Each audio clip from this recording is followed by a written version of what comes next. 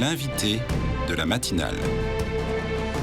KTO Radio. Bonjour à tous, Monseigneur Vincent Jordi, archevêque de Tours et vice-président de la Conférence des évêques de France, est notre invité ce matin au cours de ces matinales sur KTO Radio.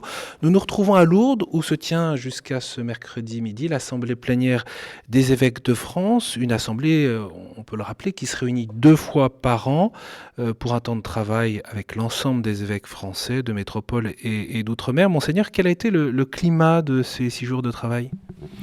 Le climat a été très constructif, très paisible. C'est vrai que nous n'étions pas tout à fait dans les mêmes séquences que nous avons vécues ces dernières années autour de l'attente du rapport de la SIAZ, du rapport lui-même, de la mise en œuvre de ce rapport. Le travail continue, il ne faut pas l'oublier, bien évidemment, nous n'avons pas fini, bien au contraire. Mais en même temps, c'est vrai que nous avions alors un peu plus d'espace pour aborder des sujets, je dirais, plus en phase avec la vie en société et puis avec le cœur de ce que vit l'Église, c'est-à-dire toute la question de la mission. Et surtout, nous le vivons dans la dynamique des JMJ, de Marseille, de Kérigma et du Congrès Mission.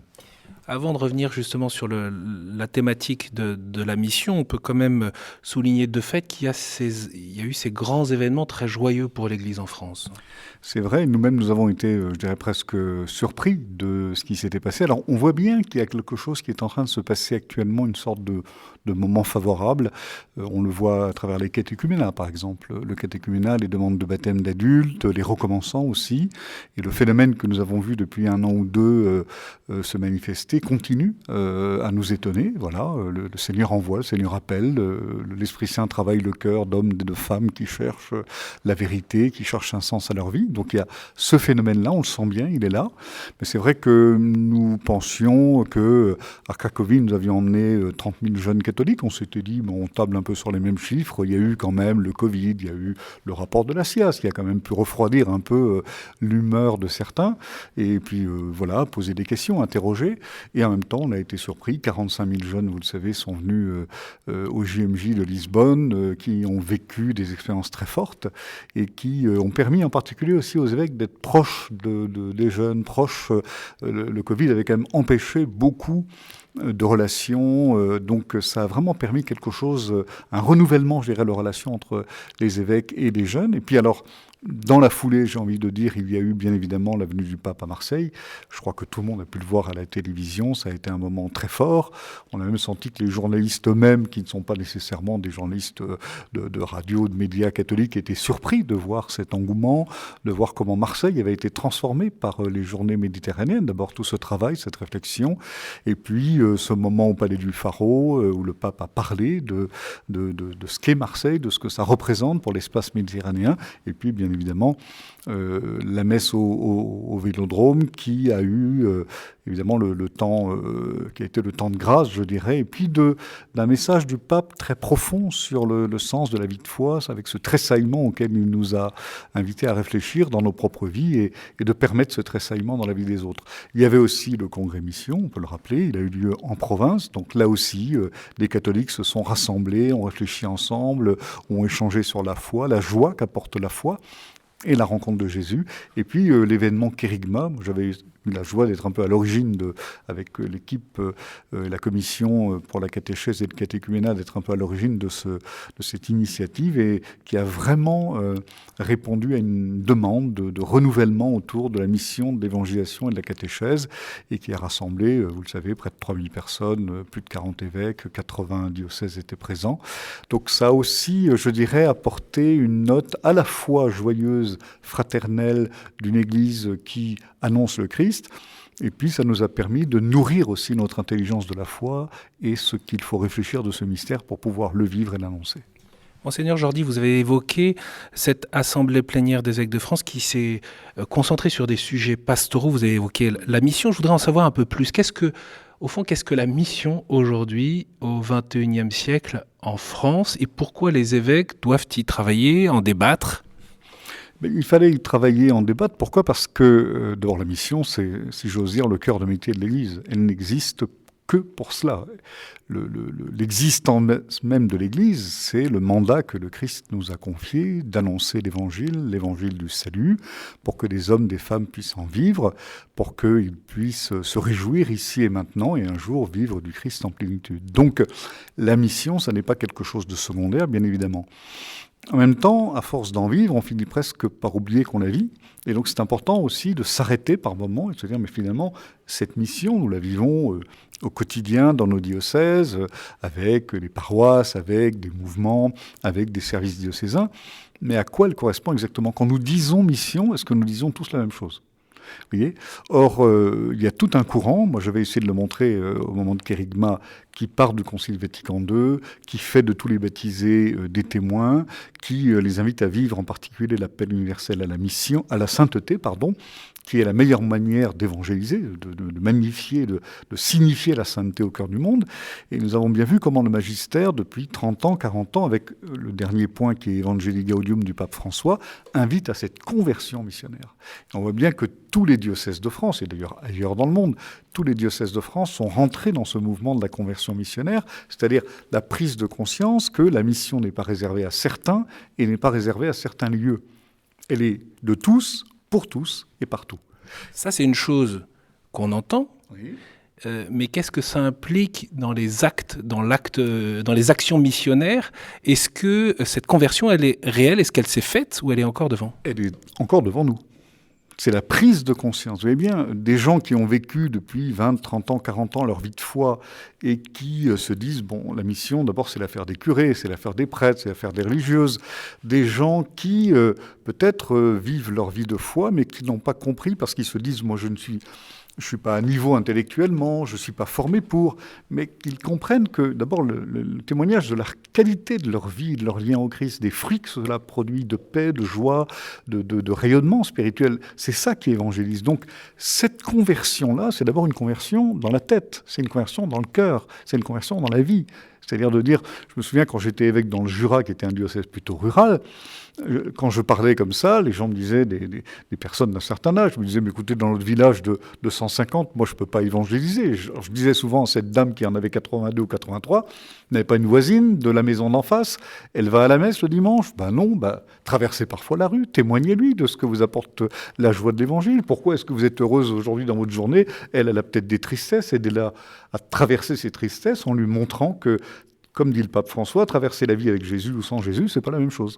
Et donc c'est ça que nous avons à faire encore. Il y a une conversion missionnaire qui est à opérer, tout en sachant bien sûr qu'il y a tout un tas d'initiatives, on le voit bien avec le Congrès Mission, qui existent déjà, mais pour le moment, ça n'est pas, je dirais, toute l'Église qui est dans ce mouvement-là. C'est une petite frange, je ne dirais pas que c'est l'écume de la vague, mais la vague peut être plus forte au fur et à mesure que chacun comprend qu'il a sa part à apporter. Annonce explicite, levain dans la pâte, enfouissement, le débat n'est pas dépassé en France? Non, le débat n'est pas dépassé. En fait, on s'est rendu compte ce matin, il y a eu une excellente intervention de l'un d'entre nous qui montrait bien que déjà dans Evangelii Nunciandi du pape Paul VI, ces deux tendances sont mises en lumière par un des rapporteurs du synode de 74 qui s'appelait Carlo Wojtyla, qui allait devenir pape sous le nom de Jean-Paul II, et qui montrait bien qu'il y a ces deux tendances et qu'elles n'ont pas à s'opposer, mais qu'elles ont une vraie complémentarité parce que tout le monde n'en est pas au même point, tout le monde n'est pas dans la même situation, tout le monde ne vit pas la même réalité, et qu'il y a donc à trouver l'articulation et l'intelligence même du mystère de la foi et de la vie de l'Église dans ces mouvements. Et même parfois dans une même vie, on peut être évangélisateur de manière très directe à un moment donné de sa vie, et le devenir autrement, en étant simplement là au milieu des autres, et en témoignant par une qualité de vie humaine et une qualité de vie spirituelle. Monseigneur, je voudrais qu'on aborde différents thèmes que vous avez travaillés. Les évêques de France ont voulu adresser un message aux jeunes. On parlait tout à l'heure des Journées mondiales de la jeunesse. Les jeunes, premier acteur de la mission, ça nous ramène à ce dont on vient de parler. C'est le temps de l'action. Voilà, la mission est vraiment, je dirais, la colonne vertébrale de ce que nous avons vécu durant cette semaine. Parce que c'est la colonne vertébrale de la vie de l'Église. Et tous les thèmes que nous avons abordés, nous les avons articulés par le biais de la mission. Donc, pour les jeunes, effectivement, quel était le but de faire un message pour les jeunes? C'est de se dire, on a quand même vécu quelque chose de particulier à Lisbonne. 1,5 million de catholiques étaient là. Quelle est la réalité dans le monde aujourd'hui qui peut réunir 1,5 million de jeunes? et surtout parler d'espérance dans un monde où il y a quand même beaucoup de questions, beaucoup d'interrogations. Et donc nous nous sommes dit, bien d'abord il faut qu'on remercie ces jeunes, et puis qu'on leur dise, continuez à ce que vous avez reçu, donnez-le, nous on est prêts à vous accompagner, à vous aider, à être là avec vous. Parce que nous voyons quelque chose depuis la rentrée, c'est que dans de nombreuses aumôneries en France et dans les diocèses de France, dans de nombreux lieux, les jeunes qui étaient présents le sont beaucoup plus qu'ils n'étaient dans l'an dernier. Moi, j'ai vu dans ma propre ville de Tours, je suis allé célébrer dans une église qui accueille les jeunes professionnels et jeunes étudiants. Quand je viens, ils sont toujours, c'est pas ridicule, ils sont toujours 70-80. J'y suis allé récemment, ils étaient entre 250 et 300. Donc il y a une vraie soif spirituelle. Et donc nous avons dit aux jeunes, dans cette soif spirituelle et vous mettant dans les pas du Christ, vous ne vous trompez pas. Et nous sommes prêts à vous aider. Et ensuite, c'est à vous aussi de devenir non seulement ceux qui ont été évangélisés, mais c'est ce que nous a bien montré le pape François. La joie de l'évangile remplit le cœur et la vie de tous ceux qui rencontrent Jésus. C'est-à-dire, si je l'ai rencontré et qu'il produit de la joie dans ma vie et du sens dans ma vie, au nom de quel égoïsme je le garderai pour moi. Donc, à charge à moi maintenant de le transmettre aussi. Vous avez eu une séance de travail sur les émeutes du début de l'été en France. Pourquoi avoir souhaité écouter des témoignages et quelle lecture faites-vous de cette violence qui a éclaté ? Ça, c'est un sujet extrêmement grave, parce que nous avons tous été, pas nécessairement surpris, parce que tous ceux d'entre nous qui sont dans des diocèses où il y a des zones de banlieue, où il y a, sentent bien qu'il peut y avoir des tensions entre les populations, des problèmes de pauvreté, des problèmes de précarité, des problèmes de présence de migrants, comment est-ce qu'on les intègre, quelle place on leur trouve. Donc, mais c'est quand même la violence de ce qui s'est passé qui nous a tous frappés. Et puis le fait que ça ne s'est pas simplement limité aux grandes villes. On avait, pardonnez-moi, un peu l'habitude, malheureusement, de voir ces types de phénomènes, mais on a senti des petites villes où ça s'est passé, même parfois dans des choses qui sont plus de l'ordre du rural. Donc on s'est dit, il y a quelque chose qui se passe dans la société, et nous nous sommes dit, c'est important d'essayer un tout petit peu de le comprendre, parce que c'est aussi notre rôle comme évêque, finalement, comme participant à la vie de la cité, de la société, et d'apporter peut-être notre regard, notre expertise, et de voir comment notre Église peut au cœur même de ces difficultés, de cette complexité, apporter, jouer son rôle de pacification, de facilitateur. Comment l'analyse peut nous montrer les lieux où il faut être présent peut-être, et comment pouvons-nous l'être, et qu'est-ce que nous pouvons apporter. Nous avons évoqué sur KTO Radio déjà la séquence autour du dialogue avec les musulmans. Je voudrais que vous nous parliez de la paix, parce qu'il y a eu une prière pour la paix en lien avec les communautés souffrantes, arméniennes, ukrainiennes, également pour Israël et la Palestine. L'Arménie aussi. Oui, on a, bien évidemment, nous sommes tous arrivés ici à Lourdes avec, dans le cœur, dans nos esprits, dans notre inquiétude aussi. On entend bien nos populations aussi dans nos villes, dans nos diocèses qui sont inquiètes de voir ce qui se passe. La guerre au bout de l'Europe, on finira presque par oublier, mais l'Ukraine est toujours en guerre. L'Arménie, ce qui s'y passe, qui nous inquiète beaucoup.